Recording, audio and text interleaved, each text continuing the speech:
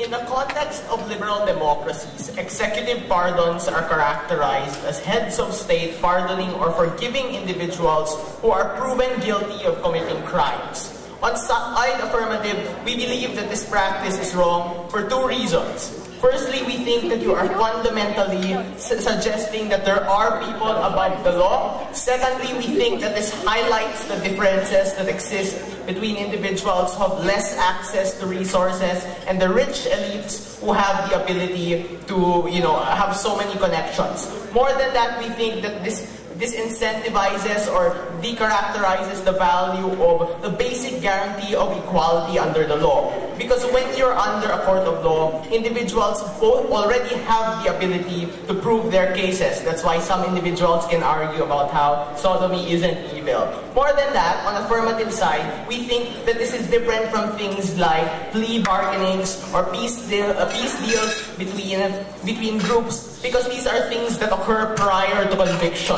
meaning that there is still negotiations that take place within a state. This is different from things like when people turn into state witnesses and provide information, because this is prior to when guilt has been established under a rule of law, under a jury, or whatever form of legal process takes place within these liberal democracies. But before I proceed to my constructive yes. Right, so the conclusion is that nobody is above the law.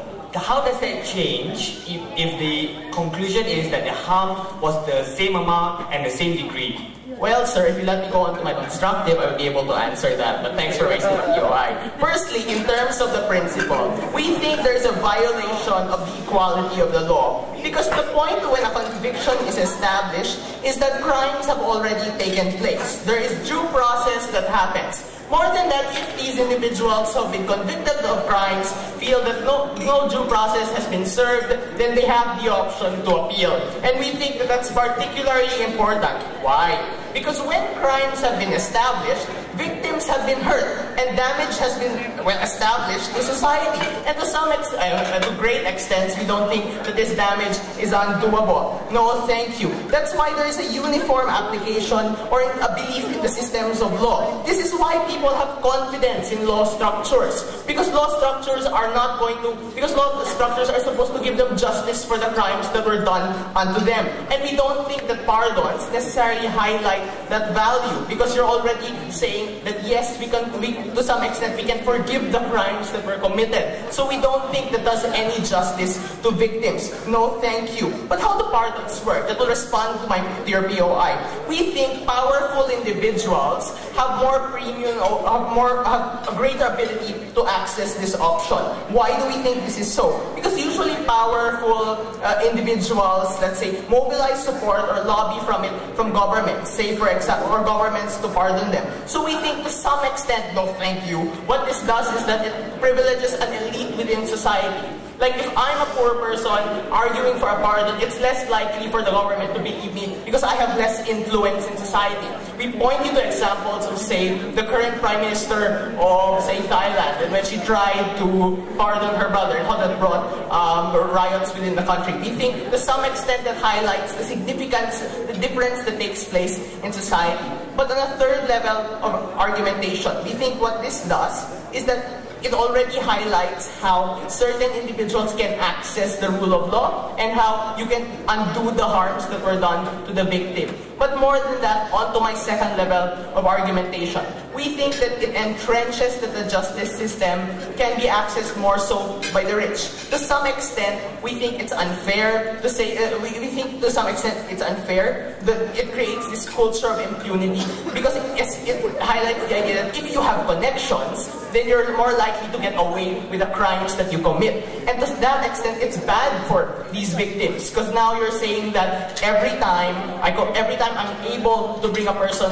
who is convicted of a crime, no thank you, there is a great chance of him being absolved of it. So to some extent, it harms the deterrence process that works within the systems of law. Because now criminals will have the idea that they're able to get away with the crimes that they commit, especially if they're rich and powerful. More secondly, the second layer of analysis, we think that this is bad for the victims themselves. Usually, in these types of trials or these types of cases, victims already have an uphill battle. meaning that they're no longer, that it's hard for them to prove their case in a court of law. Why? Because there are more risks that happen to them, fears, threats to their lives. And now when you have this concept of pardon, what necessarily happens is that these people are less incentivized to proceed with their cases, because now there is a great chance of this person being pardoned and the fear or the threat could come back. But yes. Yeah, states very rarely pardon people, so why would anyone rely on a state pardon and commit a crime? Not necessarily. We point, like I said earlier in my speech, Joseph Estrada from the Philippines was pardoned by his then Vice President, Gloria Arroyo. And to some extent, we think that, and Thaksin Shinawatra was almost pardoned by his sister. To some extent, we think that this is accessible for these individuals because there is a hierarchy that exists. Like, these individuals may also have other people who they can consult for them within the rich upper class in terms of how justices are committed towards poor people. But more than that, it exacerbates the structural deficiencies that already take place. Think about it. Poor people always have a hard time filing have a harder time because they have to testify, they have to talk about their experiences against rich lawyers who will misconstrue the facts to some extent and fight for the rich people. And to some extent, they don't even have as much public support, and we think that's harmful for them to proceed with their cases. Because what happens then is that you tell them that it's already an uphill battle to just fight for your justice. The difference when pardon comes into the equation, if they're convicted and guilt is established, the state is saying that the harm can be undone and that the crime can be forgiven. We think ultimately that isn't the message that you want to send to these individuals. Because when you send them that message, you tell them that the fight that they had initially was for nothing. Because now all the threats that they did fear initially are more likely to occur again. So we think overall these are the harms that we want to stop, and these are the rights that we want to protect. For all those reasons, we're proud to propose.